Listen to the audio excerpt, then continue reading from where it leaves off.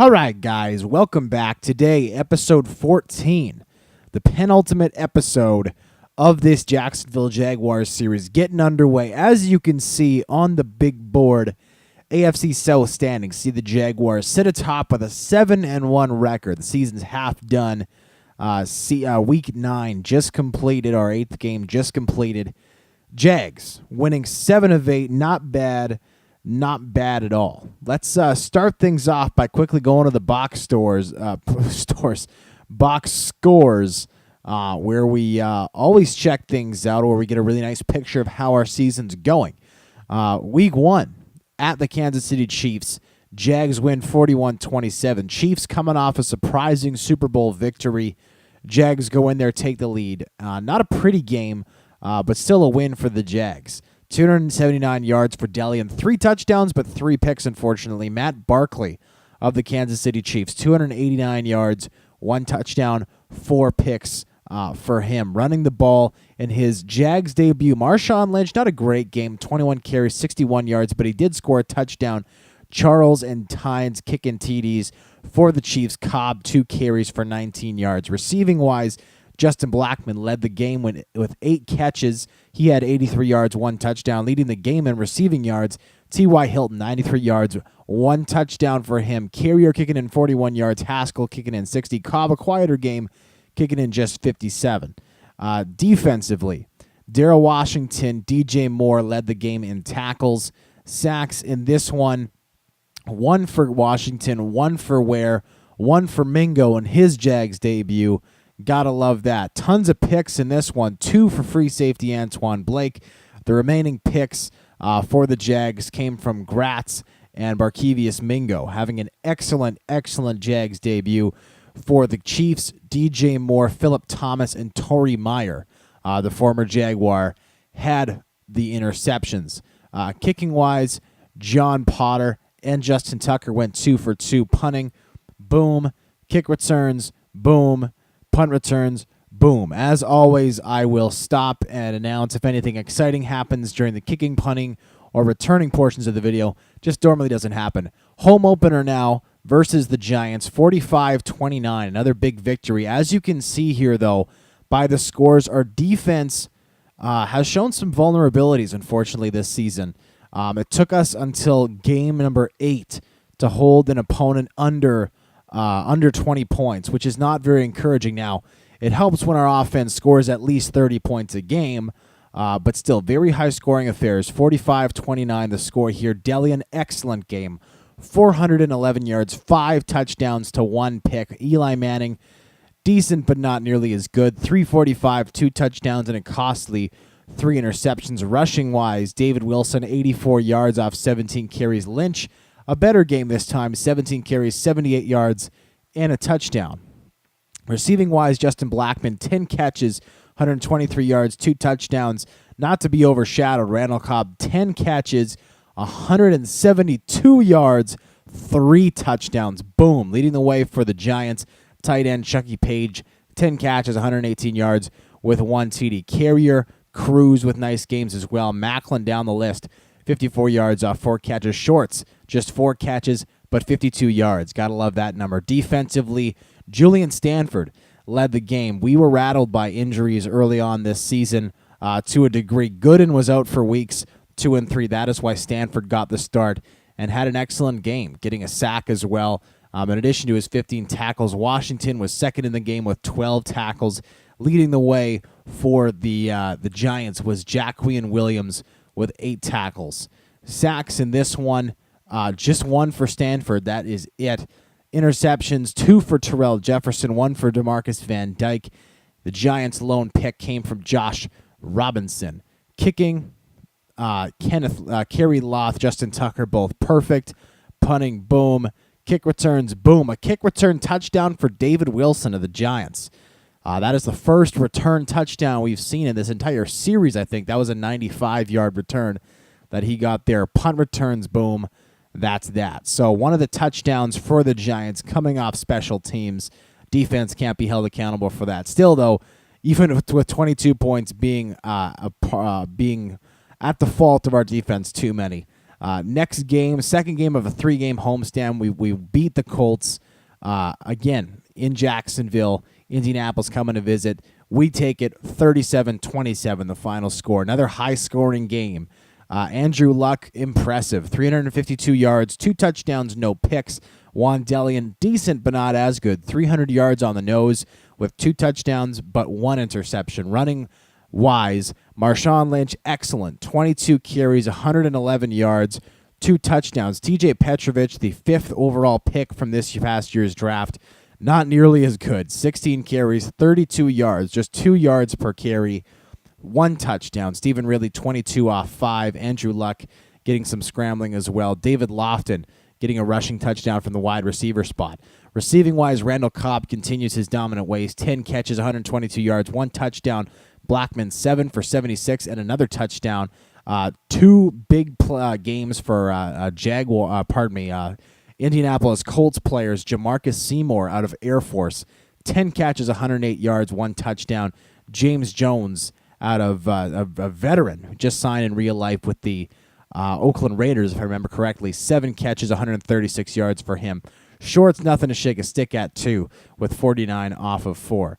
Drick Haskell, it should be noted, was out for this game as well as the previous and following game. So Cecil Shorts getting a bit more of a chance to get in there. David Harris led the game with 12 tackles. Stanford and Washington and Jefferson tied for the Jags lead with 7 apiece.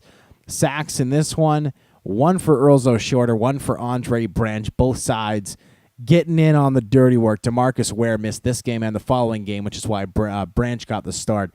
INTs, just 1. Shaquem Hedgespeth getting 1. Gotta love that name. Those fake Madden names are so wonderful. Justin Tucker, 3 for 3. Punting-wise, boom. Kick return, boom. Punt return, boom. That's that. Moving on. So, Jags at this point sitting with a perfect 3-0 record. They go to 4-0. This one a true rout. 52-23 at home against the Bengals. What a game in Jacksonville. 52, I believe that's the highest scoring game we've had so far. Delian, despite the score, not a great game. 330 yards, 2 touchdowns, but 2 picks. Dalton, 248 yards, 1 touchdown, 3 picks. Running-wise, Marshawn Lynch, fabulous game. 20 carries for 100 yards, 2 touchdowns. Did have a pick, though. Ridley also getting in there for a score, along with 8 carries, 35 yards. Taj Conley, a lackluster game at the starting spot there for the Bengals. And Ryan Williams, a guy we're familiar with, also with the bad game, 12 carries, just 24 yards for him. Receiving-wise, Randall Cobb caught both of Delian's touchdown passes, 145 yards off 10 catches, 2 touchdowns. Carrier, 7 catches for 45 yards. A.J. Green led the way for the Bengals with 93 yards off 6 catches, while Blackman and Shorts each kicked in 50-yard-plus efforts. The long touchdown for the Bengals came from Stephen Hill, who had 1 catch for 77 yards. That went for a score. Defensively, Xavier Gooden coming back from injury, great game. 12 tackles. Meanwhile, A.J. Hawk and Emmanuel Nakwasa, a rookie corner out of Iowa State, led the way with 10 and 9 tackles, respectively. It should also be noted that Darrell Washington missed this game, which is why Donald Butler was in there, picking up 8 solo tackles, which is great. Sacks in this one, 2 for Xavier Gooden. INTs, just 5 in the game, actually. Wow. Antoine Blake picking up another 2. His second 2 interception game of the season. Hanson DeLosin gets 1. Sir Simpson gets 1. Another rookie corner for the Bengals, and 1 for the rookie sensation, Jonathan Cyprin. And as you can see here, multiple pick sixes in the game for Antoine Blake. Sir Simpson also got 1 for the Bengals. But damn, that definitely goes a long way to contributing to the score when you get 2 pick sixes in a game. Justin Tucker, perfect again, 1 for 1 in the field goal game. Punting is boom. Kick returns are boom. Punt returns are boom. So even with the 52-point output, no kick returns or punt return touchdowns to speak of for the Jags. So here we go. After our bye week, we play in Baltimore, fly north to their stadium there. And unfortunately, this was our only loss. 31-23 the score. A 1-score game, but just not a strong game for a lot of our guys. 283 yards, 1 touchdown, 1 pick for Flacco. Still the better quarterback, though. Delian had a very impressive 421 yards, but when you throw two picks to just one touchdown, it's never a good sign. Running the ball, Ray Rice, lackluster, 78 yards off 26 carries. Marshawn Lynch, not a lot better. 15 carries, 55 yards. The difference really was the one touchdown Ray Rice scored and the two touchdowns Daryl Richardson scored. Again, Rice and Richardson, not a lot of yardage, but 3 scores between the two of them is going to hurt. Stephen Ridley also had a score from 4 yards out. Receiving-wise, Blackman and Cobb ran away with this one again. Was not enough. Blackman 118 yards, Cobb 169 yards, including a touchdown, but just not enough. Haskell gets 74 in his first game back from injury. Carrier with 39. Mario Manningham led the way along with Denarius Moore for the Ravens, including the touchdown from Moore on his game-long 68-yard reception, which could have been the difference. Who knows? Defensively, 12 tackles for Donald Butler, 10 for Jonathan Cyprin, the rookie sensation. Sacks in this one, just 1, Victor Butler. So not getting much of a pass rush in this one either. INTs, Pat Angerer, a former Jaguar, Terrell Jefferson, and Ladarius Webb, the veteran out of Nicholls State. That was the defensive story. Kicking-wise, Justin Tucker, 3 of 3. Dustin Hopkins, 1 of 1. Punting, boom. Kick return, boom. And punt return, boom. So, Jags now sitting at 4-1. Fortunately, we're able to rattle off 3 straight dominant victories at this point. We went into Tennessee to play our division rival, the Titans. We came out with a 48-20 win. Huge victory. Juan Delium, 305 yards, 3 touchdowns, 2 picks. Charlie Mosley, 200 yards, 1 touchdown to 3 interceptions. Rushing-wise, Marshawn Lynch, another great game. 17 carries for 92 yards, 1 touchdown. Stephen Ridley, 9 for 61. Another great output from him in the backup spot. Kyle Orey, 15 carries, 45 yards. Not a stellar game for him. Run defense doing a really nice job this year. Randall Cobb had 1 carry for 25 yards. Also kicking in a touchdown, Bari Suber. 2 carries for 4 yards, but he gets the score. Receiving-wise, Justin Blackman, 11 carries for 133 yards. 11 catches for 133 yards. 1 touchdown. 2 touchdowns getting kicked in as well by Derek Carrier. Very little yardage, 26 yards off 8 carries, or catches, pardon me. But 2 touchdowns is phenomenal. Cobb also kicking in 78. Leading the way for the Titans, Dwayne Harris, 77 yards off 5 catches and a touchdown. Defensively, 14 tackles for Ahmad Black. Almost, well, to be outdone, but not by much. Trayvon Norrells, 13 for the Titans. You got to go far down the list to find DeMarcus Ware leading the way for the Jacksonville Jaguars in tackles with 6 sacks in this one. 1 for Patrick Micallef, 1 for Ware, 1 for Shorter. Those guys getting back in the game in terms of the pass rushing. Jonathan Cyprin, the rookie sensation, with 2 picks in this one. Ahmad Black, Darius Butler kicking in 1 each for the Titans. Darrell Washington landing 1 for the Jags in his first game back. Justin Tucker misses his first kick of the year. He went 2 of 3 in this one. His kick that he missed was from beyond 50. Would love to know exactly how far from 50. Caleb Sturgis was 2 for 2 for the Titans. Punting, boom. Kick return, boom. Punt return, boom. Still nothing really to report from any of those positions. On to the next one here. We played at home against Cleveland. These next 2 games, both at home. The Browns came to Jacksonville, took a tumble, 42-24, the final score. So here we go. Stats. Delian, 306 yards, 4 touchdowns, 2 picks. Former Jaguar, Blaine Gabbert, 233 yards, no touchdowns, 3 picks. Obviously not his best game. Running the ball, Trent Richardson, 23 carries, 67 yards, and a touchdown. Marshawn Lynch, definitely the better back on this day. 13 carries, 60 yards, 2 touchdowns. Got to love that. Tywan Jones kicked in a touchdown for the Browns as well. Receiving-wise, Derek Carrier led the game with 2 scores. Justin Blackman kicking in 2 as well, both in the 60-yard range, along with Randall Cobb. You got to love it when those 3 guys max out those numbers between the 3 of them. Makes for a very diverse attack. Marshawn Lynch, 6 catches in this game. Only 17 yards, but 6 catches. That's amazing. Keshawn Martin leading the way for the Browns. 5 catches, 96 yards. Haskell up there as well. 72 yards for him through the air. Spencer Tarpley also kicking in 49 yards off 3 catches for the Browns. Defensively, Calvin Smith leads the way for the Browns, 10 tackles, leading the way for the Jags. Antoine Blake, free safety, with 9 sacks in this one. 1 for Earl Zoe Shorter, the game's lone sack. Picks, 2 for Terrell Jefferson, 1 for Antoine Blake. Joe Hayden and Chris Harris, the 2 starting corners for the Browns, each picking off Delian. No field goal attempts for Justin Tucker in this one. Hayden Grammer, 1 for 1. Punting, boom. Kick returns, boom. Punt returns, boom. On to the next one, as Jay-Z says. Last game before the break, this was the ultimate shellacking. Finally, our defense got its stuff together, and that saw us take the victory 48-6 against the Eagles, which is phenomenal. Eagles just getting spanked in Jacksonville. Juan Delian finally gets a no-interception performance, desperately needed. 277 yards is a bit modest, but I'd rather have less yardage and no interceptions than all the yardage in the world with 2 or 3 picks. 3 touchdowns, no picks for him.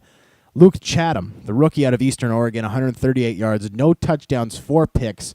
Wonder if the Eagles are going to start starting Tim Tebow. Rushing-wise, Marshawn Lynch, 20 carries, 59 yards, 1 touchdown. Brandon Bolden, 21 carries, 44 yards, and a fumble. Not a lot doing on the ground for either team. Randall Cobb, 78 yards off 7 catches, 3 touchdowns, boom. Catching all 3 of Juan Delian's scores. Blackman, 54 yards, Carrier, 69. Leading the way for the Eagles was Paris Battle. Gotta love that name. 4 catches, 49 yards for him. Defensively, 8 tackles for Mike Mitchell, Brandon Carr, and D'Amico Ryans. Leading the way for the Jags, it's a tie between Gooden and Washington with 6 apiece. Sacks, lots of them in this game. 1 for Gooden, Washington, Ware, and Shorter. The lone sack for the Eagles comes from Trent Cole. INTs, obviously INT galore, especially on the other side of the ball. Washington gets 2, Van Dyke gets 1, Jefferson gets 1, and Antoine Blake gets 1. And that's interesting. 5 picks? Okay. Fairly confident there were only 4 thrown, but the game is reporting that there's 5. Here's the rest of the stats anyways. We'll quickly double-check at the passing numbers. Sure enough, it claims Chatham threw 4 picks, but that we got 5. Don't know how that works out, but let's not argue with it, shall we? Bottom line is Jags take the game by about $1 million, which is great. On from there, let's go check out the season stats, which is always a lot of fun to do.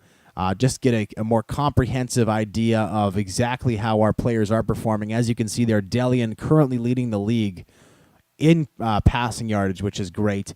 We're not going to go to the NFL numbers. We'll wait till the end of the season for that. Delian passer rating under 100, which isn't great. The reason is this, boom.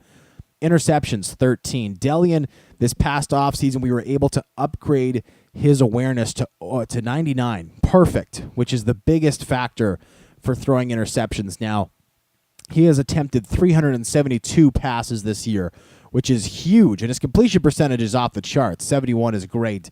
So at this point, I think the only way to really explain the interceptions is to just look at the sheer number of passes he's putting in the air. But even with that said, too many. 23 touchdowns is great. On pace for 46. That would be awesome. Yardage, on pace for more than 5,200 yards. I'll take that, all day, every single day, which is great. Running the ball, Marshawn Lynch having a great season. The best season any running back has had in a Jags jersey since the beginning of this series. Lynch, 145 carries, 616 yards, 10 touchdowns, on pace for 20 scores on the year. That's incredible. 2 fumbles is too many, but given the output, we'll forgive that. Ridley, 39 carries, 167 yards, 2 touchdowns, which is great. One of my concerns in bringing in Marshawn Lynch was having 2 guys of virtually the exact same stature. Being the 2 feature backs could mean that one of them would fall off in terms of productivity. The reality has been they're doing a great job. The best rushing attack we've had so far. Cobb, 5 carries, 52 yards. Reese, 4 for 11. Delian, 9 for 9. Suber just 2 for 4, but he gets that one all-important touchdown. Receiving-wise, Cobb on pace for more than 1,700 yards this season. Almost 1,800 yards. Gotta love that. And 20 touchdowns. You gotta love that too. 66 catches at the moment. 885 yards, 10 touchdowns, which is sick. Justin Blackman, 63 catches, 724 yards, 7 touchdowns. Very, very impressive indeed. Derek Carrier, 53 catches for 375 yards. He's on pace for more than 100 catches, which is great for the tight end spot. 4 TDs for him. Drake Haskell, 25 catches, 292 yards. Marshawn Lynch, 24 for 98 out of the backfield. Short's a bit of a quieter year, 17 catches, 178 yards, but he does have a touchdown. Reese gets a score as well off of 7 catches. Also, not to be outdone, Richie Callender, the backup tight end, 7 catches in this season for 32 yards. Hopefully, he'll get more of a role as time goes on, but you see the talent in front of him. Hard for that to be the case. Darrell Washington leading the team in tackles at the moment, 48 for him. Blake and Jefferson at 41. Stanford, Gooden at 38. Cyprin, 37. Mingo with 31. Greenwood, 27. Butler, 26. Gratz at 22.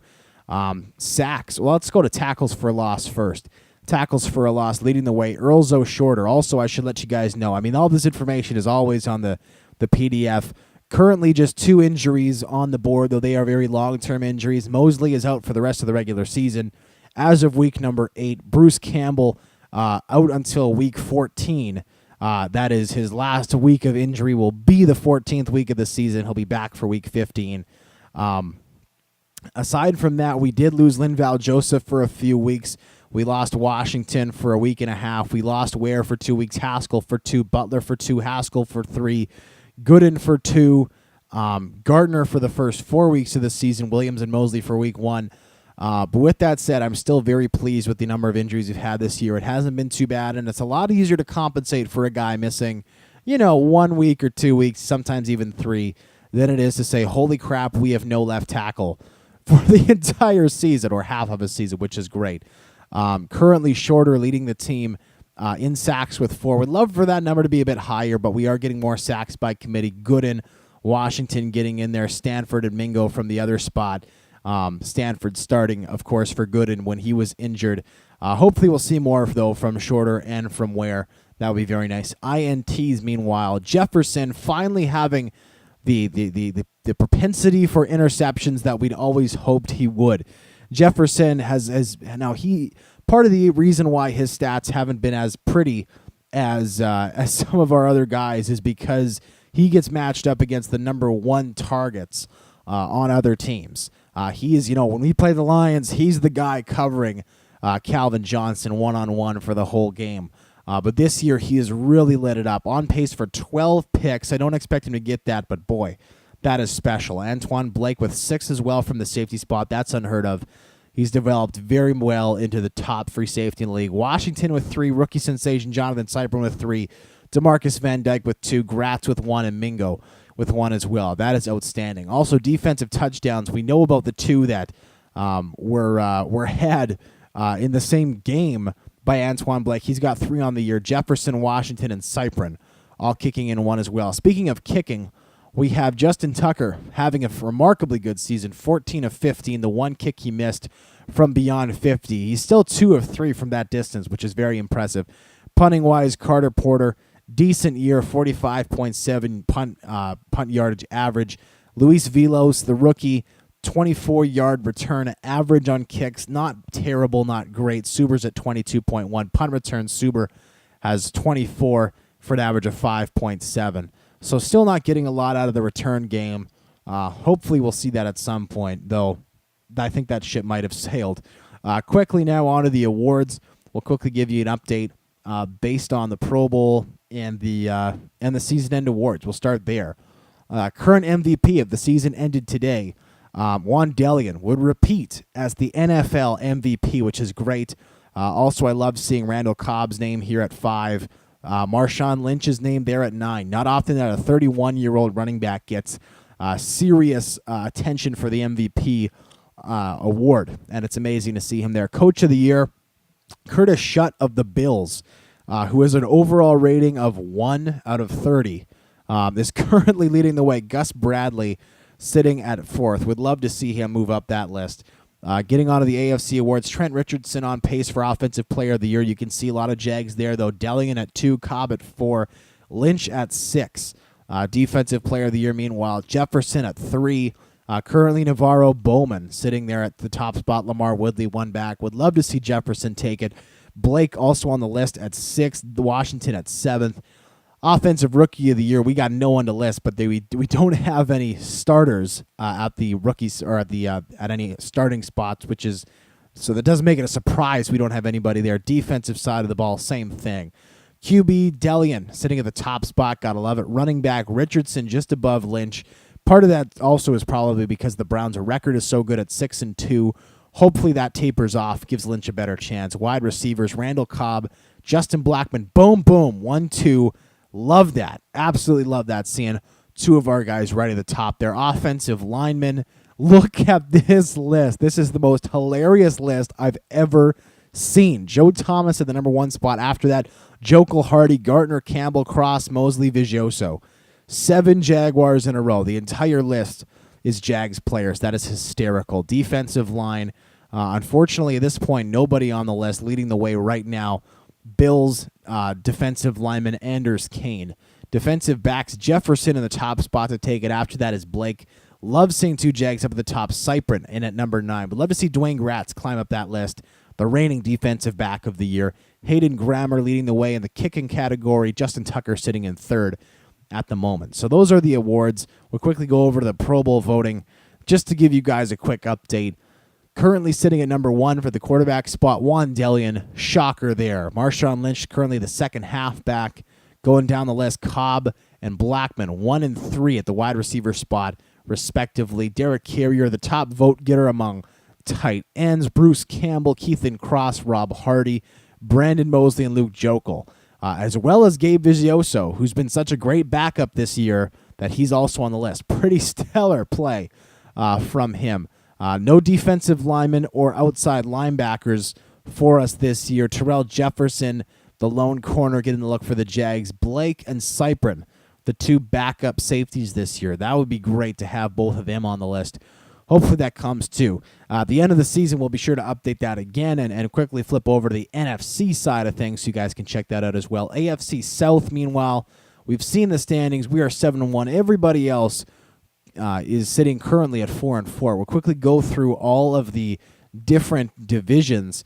AFC North this year, very close. Aside from the Bengals who are in the toilet, everyone very close. Browns at 6-2, Steelers 5-3, Ravens 5-4.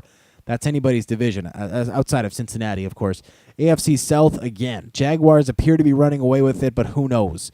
Titans, Colts, Texans, any of those teams can make a move. Certainly at least get a wild card game. AFC East, Bills sitting at 7-1. The Patriots, who went 16-0 last year in the regular season, currently sitting at 4-5. Disappointing for them. Dolphins, meanwhile, 4-4. Jets, 3-5. Certainly appears as though the Bills are going to take that division. AFC West, look at this. Raiders, Chiefs, Broncos, all sitting at 4-4. This was a division that was won by the Chiefs last year at a record of 7-9. Just a horrible division. And the Chargers, ouch, currently sitting at 0-8. Don't want to go winless. That'd be humiliating. NFC North, Packers running away with it a little bit, 6-2. Vikings 4-5. Bears and Lions sitting at 3-5 respectively. NFC South, Saints completely out of it at 1-7, but aside from that, it's anybody's game. Falcons, Panthers, and Bucks all sitting within a game of the top of the division. NFC East, this one's a crappy division, just like it normally is in real life. No offense, fans of these teams. Cowboys and Redskins at 4-4, Eagles 3-5, Giants 2-7. And then the NFC West, always a hotly contested division. This year, actually not so hotly contested. 49ers 6-2. Mounties and Seahawks sitting at 4-4, Cardinals 3-5. Hopefully somebody in that division can pull up their socks and actually compete. Just a quick look at the points for category. As you can see, the Jags leading the way by 90 points, 336. Next most points scored by any team, the Falcons, at 245. Points against, meanwhile, this is a category that we've won many years in the past. Currently, we don't. We are about halfway up the list, I would say.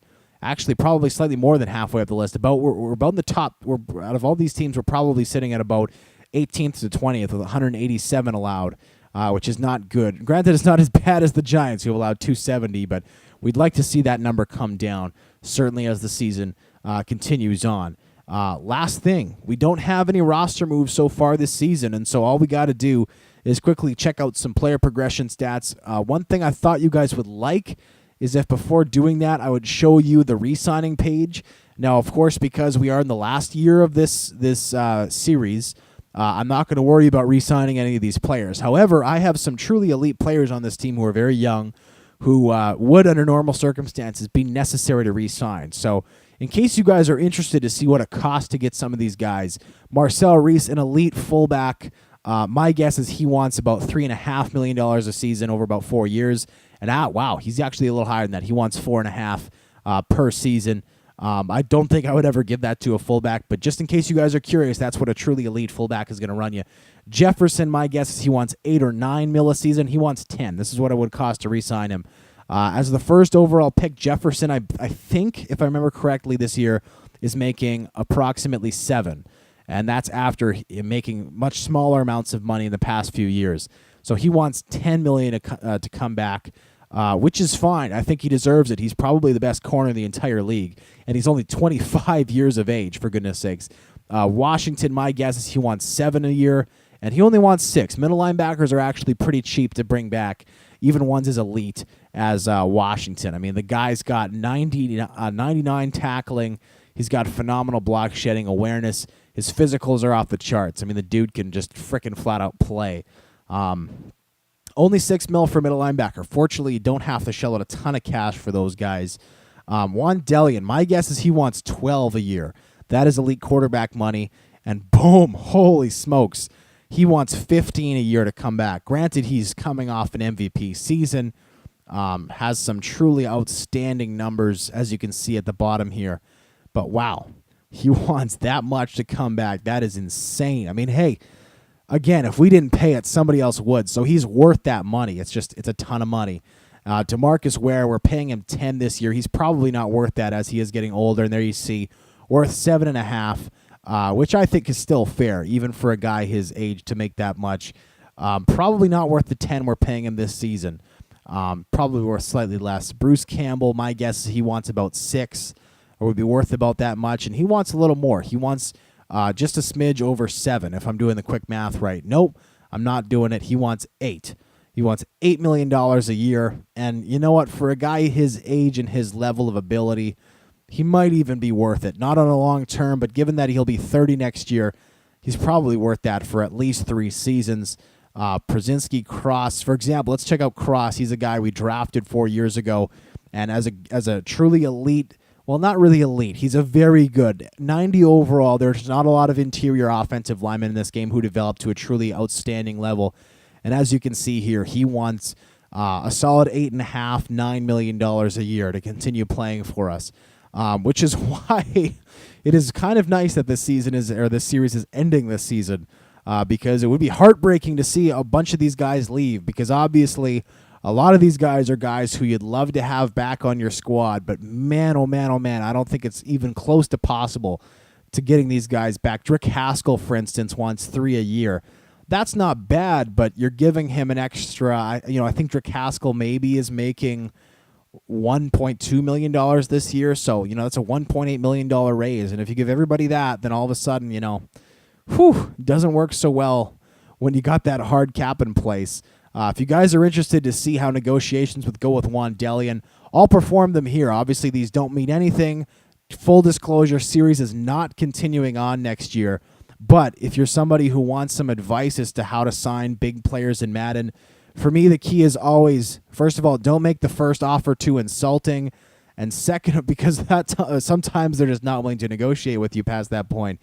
But also, if it's a guy who you truly love and who you really, really, really want to keep with your franchise, which would be the case with Delian, I would make this offer. I take about 10% off of what their initial asking price is, because I have almost 50% of the contract guaranteed. And this is a fair contract, 84 over 6.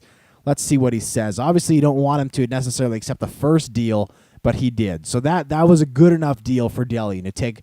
For me, the way I think about it is you take 10% off if you're going to add a bunch of guaranteed money. If you're not, then it's different. Let's say Jefferson, we give very little guaranteed money. This is, again, just an example for fun for those of you who are Maddeners and very passionate about it, who want the help. Jefferson, unlikely to take that same 10% markdown for very little guaranteed money. Let's try this. This is a 10% markdown from what he wants. Same term, but little guaranteed money.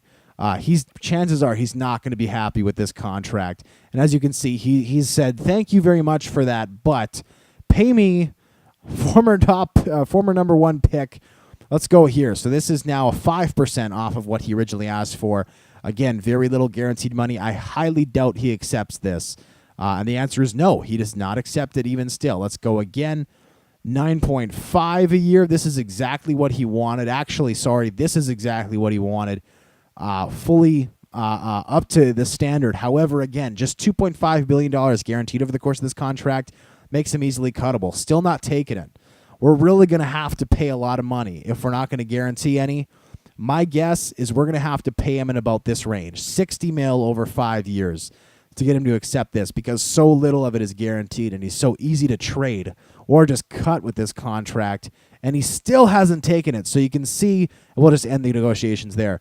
You can see just how much it impacts the guaranteed money, the bonus, what a player is willing to sign or not sign, because he turned down a clear $10 million over what he was asking, just because he wanted more guaranteed money, which is pretty crazy. So there we go. We have a little 5-minute detour talking about re-signing different guys, what it's about, what it's not about, the process of it. And let's quickly go down the roster. This is a bit redundant now that we have, 13 episodes behind us. But even with that said, it's fun to go through, just see how guys are developing. Deli and Barker basically still sitting at the same spots. Foles a little better at 79. Halfbacks, Lynch still an elite number. This is a big surprise. Suber sitting at 86 overall. Now, Ridley has played excellent this year. He is still second on the depth chart, but if Ridley starts to slow down, I would be very interested to see what Bari Suber can do at the halfback spot. He's peaked up to 86 from 81 at the beginning of the year, which is great. Also, Velo's his numbers. Basically, all I've worked on him with is his stamina. His stamina was 79 when he started here, up to 80, but it's very, very expensive to get that upgrade, at least double or 5 figures at the very least. Reese still 99. We all know that. Cobb at 97, Blackman 94. Just elite numbers. Haskell 86, Shorts 85. Haskell back up there after dropping to, I think, 83 earlier this season. Fuller and McNary still serving as excellent depth. Carrier back up to 90 from 87 at the beginning of the year. Calendar up to 82 from 80, which is wonderful to see. Left tackle Bruce Campbell up to 92 from 90, which is great. Gardner up to 91. So freaking good. His run blocking up to 85 from 83. Pass blocking up 1 to 91. So stellar, so elite. His awareness already 83 as a rookie. Who does that? Nobody. It's crazy. Jones, meanwhile, up 84 to 82, if you saw that on the last screen. Cross sitting at 90. Hardy up to 95 as a third-year player. That's insane. Right guard Brandon Mosley, you see here, he is hurt, of course, but 90 overall is stellar. That's the best he's ever been for us over the 5 years, well, 4.5 years anyways, we've been developing him. Brooks at 81 as the backup. And then right tackles, check this out. Vigioso up another 3 points from the beginning of the year, now at 90 overall. What a phenomenal dude. This is a guy we drafted, I believe, in the second round last year, or even third round. Just really took a flyer on him, and he has been absolutely outstanding when called upon to play, and his numbers are great. If I was going to play this team into the future with Joko locked up long-term, I would wait until Vigioso's last year of his contract, so 2 years from now, and then trade him for a king's ransom. Left end, Earls O'Shorter still at 90. Edwards has digressed a little bit, but that's fine, back down to 80. Right end, DeMarcus Ware, he's regressed down to 93. Expected to happen with his age, though. Branch down a little bit, 83 from 85. Joseph still elite at 93. Williams at 91. Diedrich Martin staying the same at 83. Mingo at 90. Would love to see that number go up a bit, but he has played well for us this season. Stanford and Kendricks there, 85 and 83. Atwater, for an inexplicable reason, I don't know why, is down. The guy's an elite tackler. Awareness is very good. His physicals are solid. For whatever reason, we got his block shedding up, and his pursuit is way up. Those were in the 70s. I think the block shedding was actually in the 60s when we first picked him up. And the more we seem to add to him, the less he seems to get better. I don't know if he's just not a good scheme fit for us, but I don't understand it. Middle linebacker, Darrell Washington, obviously still elite. Butler up 2 to 84. Right outside linebacker. Xavier Gooden down a little bit. Don't know why. Buey is staying down forever, I think. Jefferson up to 96. His man coverage ability up to 99 along with Dwayne Gratz's. Just gotta love that. I mean, this guy can just do everything. He can tackle like a linebacker. He can hit like a defensive line or defensive end. He can run like the wind. He plays smart. He plays fast. He plays physical. Absolutely outstanding. A true Darrelle Revis cover guy in his prime at age 25. Dwayne Gratz 95 still. Greenwood up to 93. Van Dyke up to 90. And Van Dyke is the one with the insane physical abilities.